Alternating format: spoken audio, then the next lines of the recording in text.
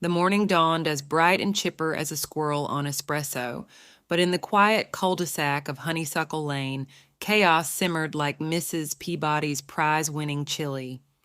Grandma Beatrice, her back resembling a pretzel gone rogue, stood surveying the wreckage, a mangled mailbox resembling a metallic accordion, and scattered pill capsules nestled amongst flattened petunias. Dag nabbit, she declared, voice gravelly enough to wake the neighborhood rooster. Those pesky raccoons again? But Beatrice, a seasoned sleuth with a mind sharper than her knitting needles, noticed something amiss. The mailbox didn't have claw marks, just wobbly tire tracks. And those pills, her precious pain-banishing back-be-gones, were scattered in a suspiciously canine pattern.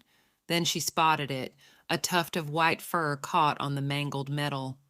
Dizzy, the neighborhood's resident fluffball and purveyor of perpetual tail-wags, emerged from behind the hydrangea bushes, looking like he'd swallowed a helium balloon, which wouldn't be entirely out of character. Dizzy!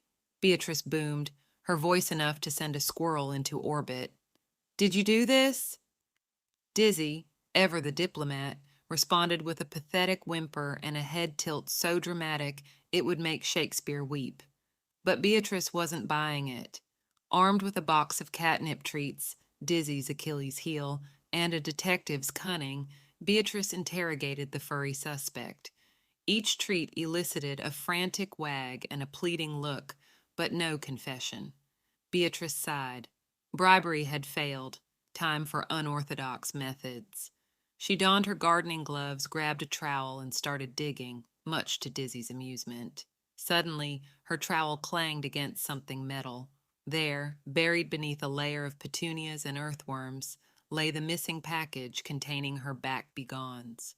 Dizzy, unable to contain his guilt, wagged his tail so hard his whole body became a blur. The truth, as it turned out, was hilarious. Dizzy, ever the playful pup, had chased a mail truck, his exuberance causing it to veer and flatten the mailbox.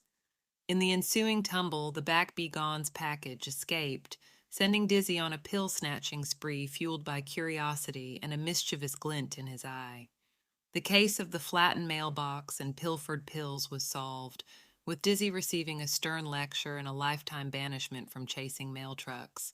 As for Grandma Beatrice, she finally got her peace and her pain relief, vowing to keep her back-begones on a higher shelf, out of reach of furry paws and inquisitive noses. And Dizzy, well, he went back to his usual routine of napping in sunbeams and chasing squirrels, albeit with a slightly dented reputation and a penchant for digging in flower beds.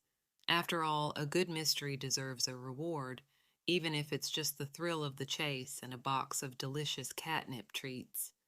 And so, in Honeysuckle Lane, life returned to its usual quirky rhythm, a testament to the fact that even in the most mundane suburb, sometimes the greatest mysteries are solved not by detectives, but by dizzy dogs and their unquenchable thirst for adventure.